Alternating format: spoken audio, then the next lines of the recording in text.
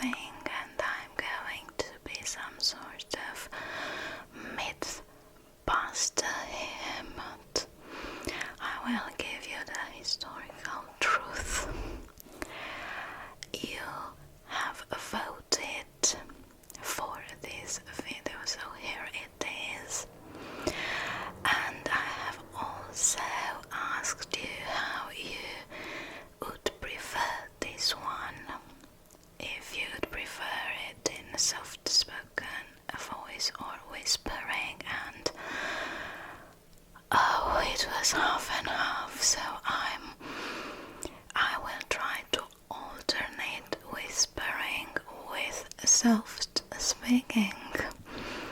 From time to time I will go from whispering to soft speaking.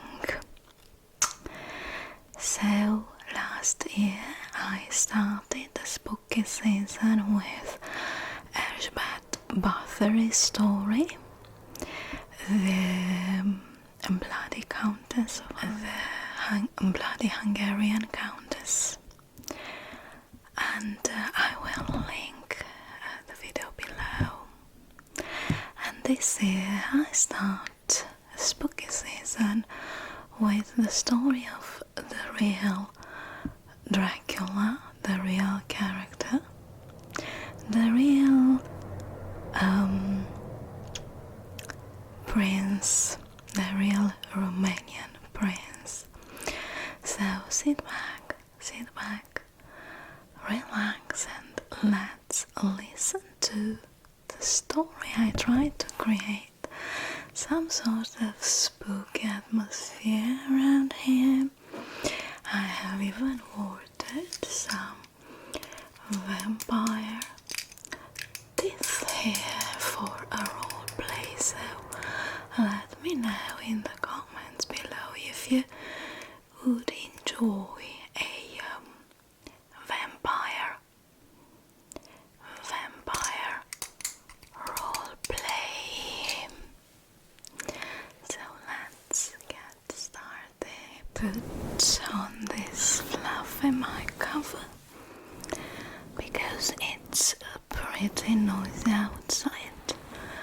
I'm filming during the daytime and there is a lot of traffic noise.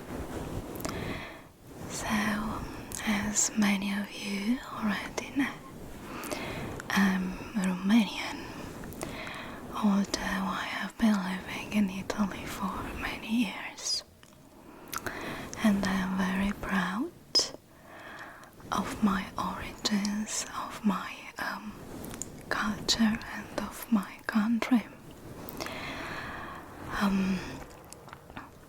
As a Romanian, I can tell you for sure that we do not have such things as vampires in our folklore, so another busted myth. We have something similar. There is a plane in the sky, I'm sorry about that. We have something similar, but they do not feed blood. They're not blood feeding. They're called moroi or strigoi, and there's some sort of combination between a zombie and an energetic vampire, to say so. So many years ago, people believed that some of them were cursed to live forever. They couldn't die, and although they had been buried, they came back to haunt the ones that they cared about, but not as a ghost. They turned back for real. So during night time they left their graves and went to haunt restlessly the living ones. They were energy-feeding creatures, so they needed energy to feed themselves and keep on going. And during daytime they returned to their graves. And yes, they had to be killed again, following the same ritual of the vampire killing, not with silver, just with a wooden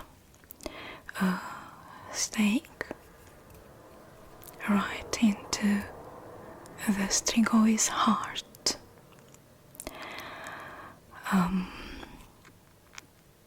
That's everything that we have in our folklore related somehow with vampirism. Yes, people still use garlic garlands hang around the house to protect the house, but they used to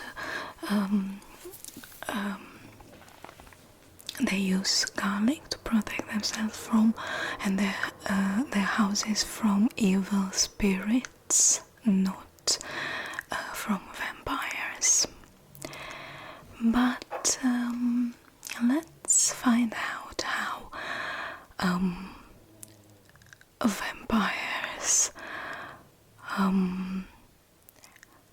came to be related with Romania.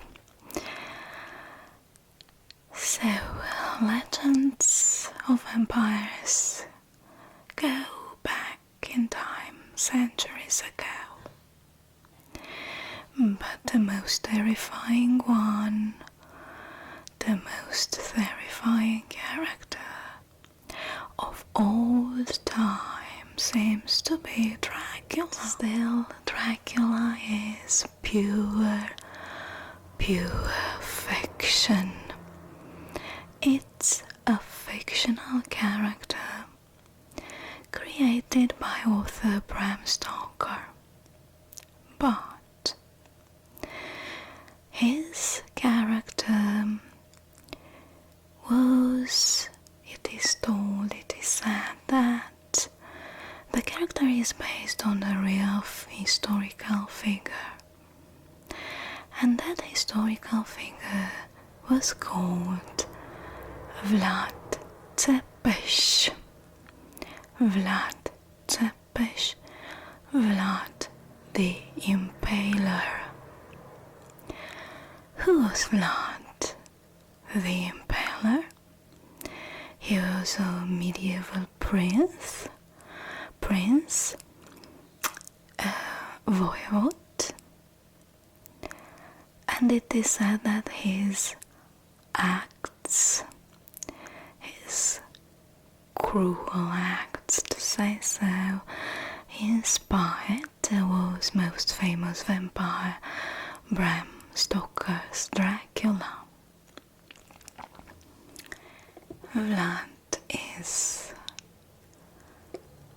our national hero.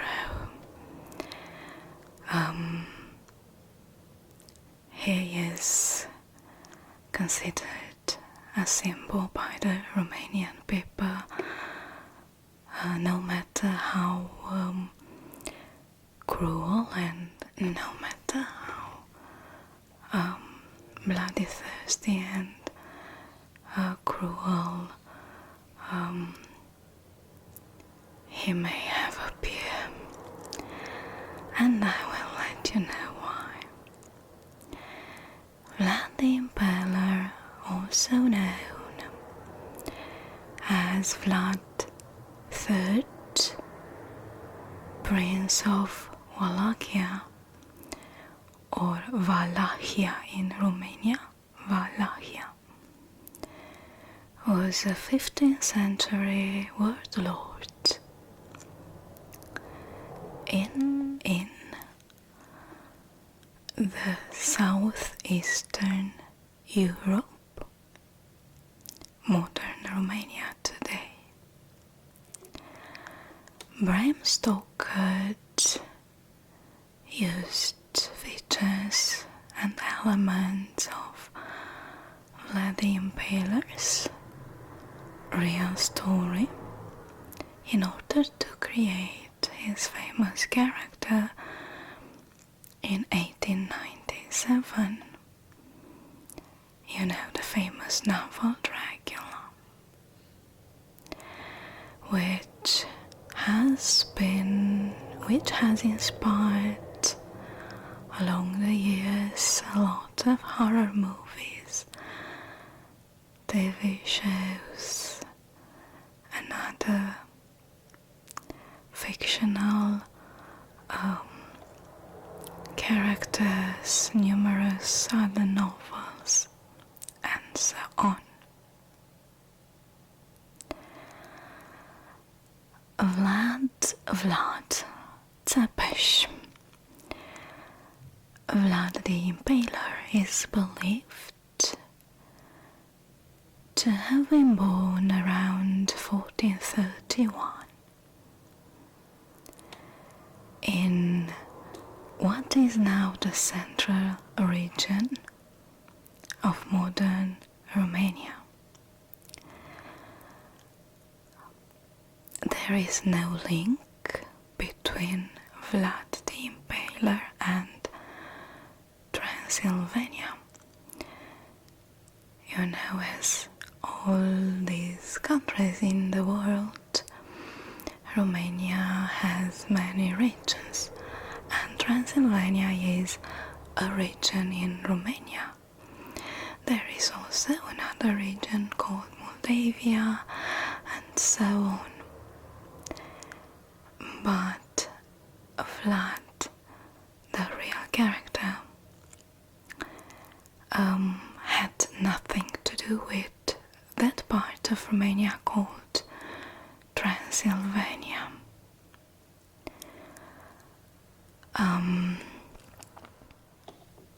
Dracula, the character, is linked to Transylvania,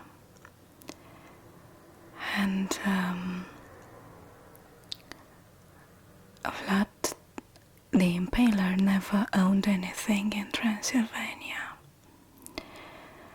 Bran Castle, which is today considered Dracula's castle, and it's a very important tourist attraction in Transylvania, being often referred as Dracula Castle, had never been the residence of the Wallachian prince.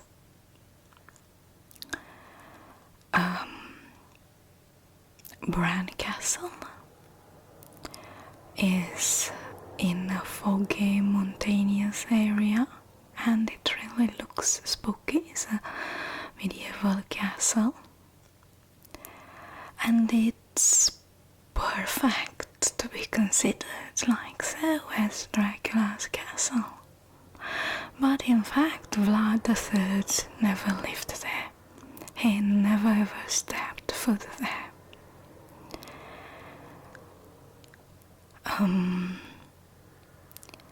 Vlad II's father had a residence in Sighișoara, which is a wonderful medieval city, and if you ever have the occasion to visit Romania, go and visit Sighișoara, you won't regret.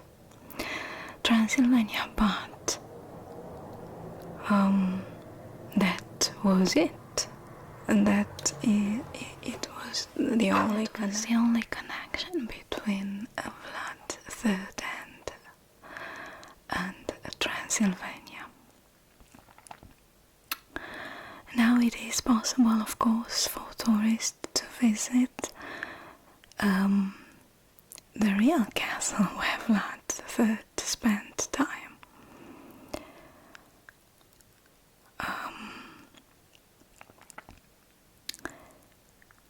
Vlad the Impaler was born in Târgoviște,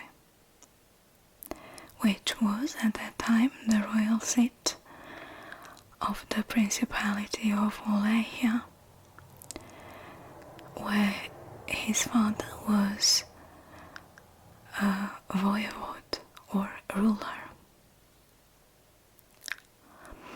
There is also as a location, a real location, Castelul Corvinilor, Castle Corvin, where it is said that Vlad may have been imprisoned by the Hungarian governor. At about 12, Vlad III and his brother were imprisoned in Turkey, and it is said that the archaeologists really found the real location, and that is Tokat Castle, located in northern Turkey. It's a spooky place with secret tunnels. So, Dracula's castle in Transylvania is just a beautiful castle indeed, really mysterious in the mountains, perfect to be considered a vampire's castle, but it has nothing to do with Dracula, with Vlad the Impaler. If you want to visit the real thing, you can go to Târgoviște or to the other castles that I have mentioned. But Bran Castle is extremely beautiful, and you have to go and see it. Now let's find out a few more things about Vlad the Impaler. He is considered one of the most important rulers in Wallachian history and the national hero of our country, Romania. Vlad was the second son of Vlad Dracul. Drac in Romanian means devil, who became the ruler of Wallachia in 1436. Vlad and his younger brother Radu were held as hostages in the Ottoman Empire in 1442 to secure their father's loyalty. So they kidnapped somehow the two princes and kept them hostages to be sure that Vlad Dracul, the father, would be loyal to the Ottoman Empire. Vlad's eldest brother Mircea and their father were killed after the regent governor of Hungary invaded Wallachia in 1447. The Hungarian governor installed Vlad II's cousin Vladislav II as the new ruler. He launched a military campaign against the Ottomans in the autumn of 1448, and Vladislav accompanied him. Vlad broke into Wallachia with Ottoman support in October. But still Vladislav returned, and Vlad sought refuge in the Ottoman Empire before the end of the year. Vlad went to Moldavia in 1449, or 1450 and later he went to Hungary. Relations between Hungary and Vladislav later deteriorated, and in 1455 and in 1456 Vlad invaded Wallachia, this time with Hungarian support. Vladislav died fighting against Vlad. Vlad began a purge among the Wallachian boyars to strengthen his position. He came into conflict with the Transylvanian Saxons who supported his opponents, Dan and Basarab, who were Vladislav's brothers, and Vlad's half-brother Vlad, another Vlad. Vlad plundered the Saxon villages, taking the captured people to Wallachia, where he had them impaled, which inspired his nickname. Peace was restored in 1460. The Ottoman Sultan Mehmed II ordered Vlad to pay homage to him personally, but Vlad had the Sultan's two envoys captured and impaled. In February 1462 he attacked Ottoman's territory, killing tens of thousands of Turks. Mehmed launched a campaign against Wallachia because he wanted to replace Vlad with his younger brother Radu. Vlad attempted to capture the Sultan at Târgoviște during the night of 16th to 17th of June 1462. The Sultan and the main Ottoman army left Wallachia. Vlad went to Transylvania to seek assistance from Matthias Corvinus, king of Hungary, in late 1462, but he had him imprisoned. As you see, medieval times were really bloody and cruel times.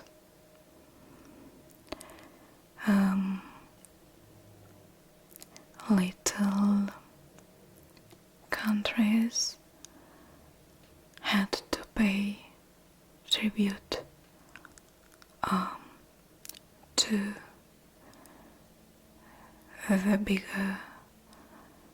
the big empires, otherwise they would have been plundered. So Vlad is considered a national hero because he fought he was extremely brave, and he fought against the Turks, against the Ottoman army, in order to gain independence of his region, in order to be spared of paying those tribute. You know that countries back then had to pay materially, financially to say so, in gold, in money, but they also have had to pay in people. They had to offer to the Ottomans regularly a certain number of young boys to be enrolled in the Ottoman army. So Vlad fought against this. He is considered a hero. He was a very honest ruler, and he punished only those who disobeyed. It is said that during his times, of course this is a legend, but just to make an idea, if you let a golden cup next to a spring, everybody would have used that cup, that golden cup, to drink from the spring, but nobody had ever dared to steal it. So those who were honest loved Vlad the Impaler. So Vlad was imprisoned and betrayed by the King of Hungary and was held in captivity from 1463 to 1475. During this period, anecdotes and legends about his cruelty had already started to spread in Germany and Italy. He was released at the request of Stephen III of Moldavia in the summer of 1475. He fought in Corvinus' army against the Ottomans in Bosnia in early 1476. He was so brave as a warrior that the Ottomans were totally frightened, and they used to say that he fought like a devil. He appeared out of nowhere in the middle of the night. He was a very good warrior. And Hungarian and Moldavian troops helped him to force Basarab, who had meanwhile dethroned Vlad's brother Rado, to flee from Wallachia in November. Basarab returned with Ottoman support before of the end of the year, and Vlad was killed in battle in January 1477.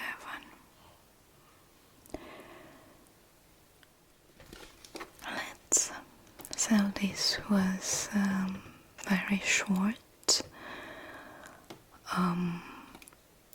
story about the real character. The name Dracula, which is now associated and known as the name of a famous vampire, was for centuries known as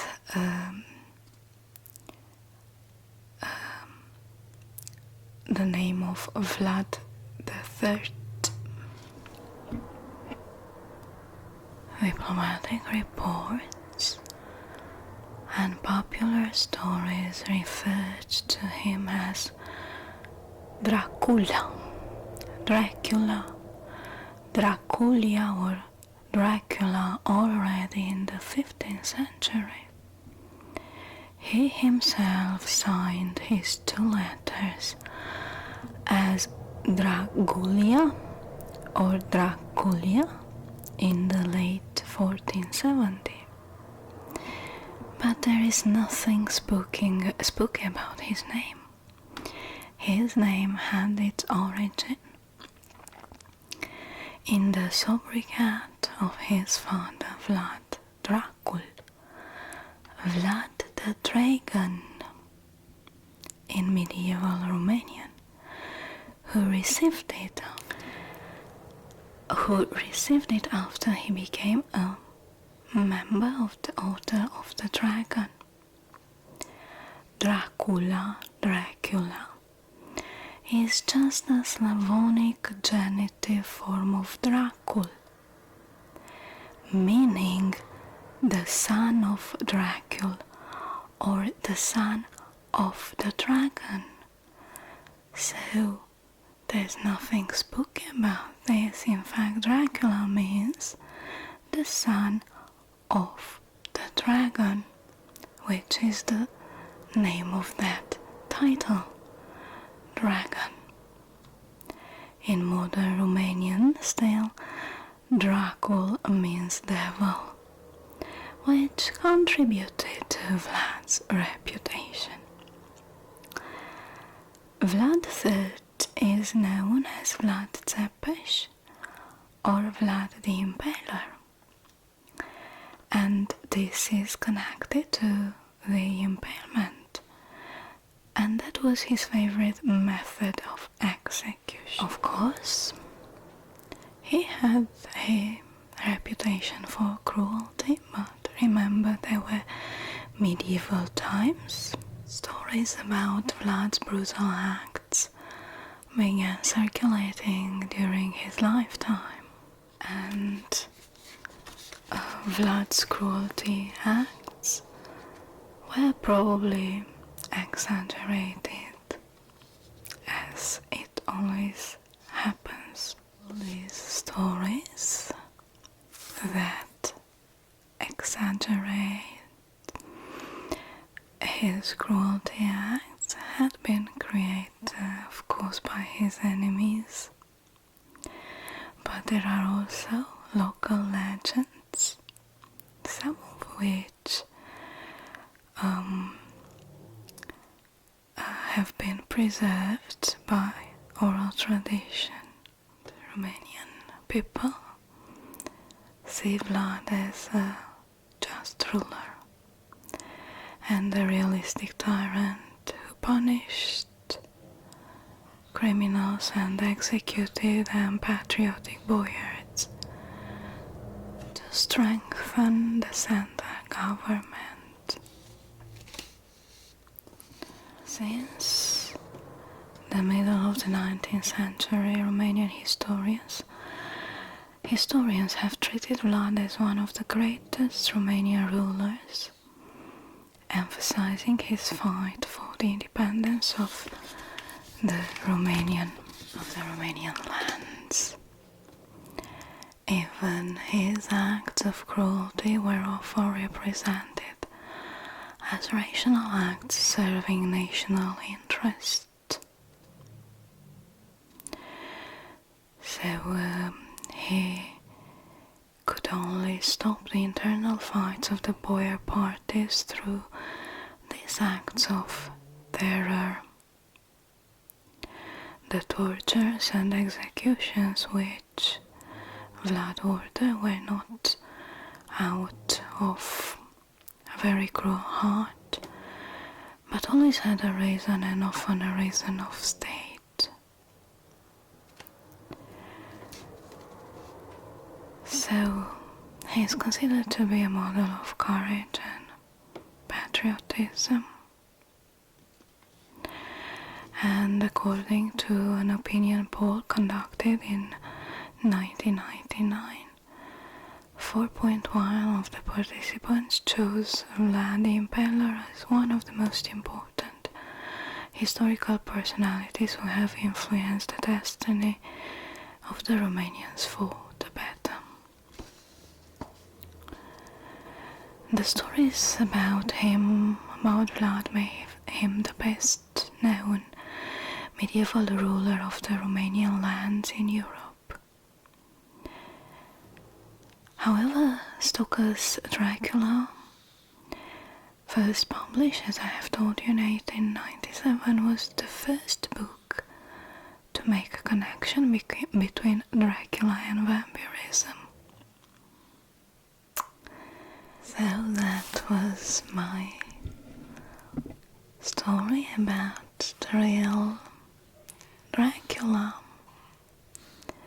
He was just a medieval prince fighting for the independence of his country. And I know I am a mythbuster. Thank you very much for listening, and if you enjoyed my story, please don't forget to drop a like. Consider subscribing if you're not subscribed yet. Leave a comment, I love reading them. Thank you very much for listening. See you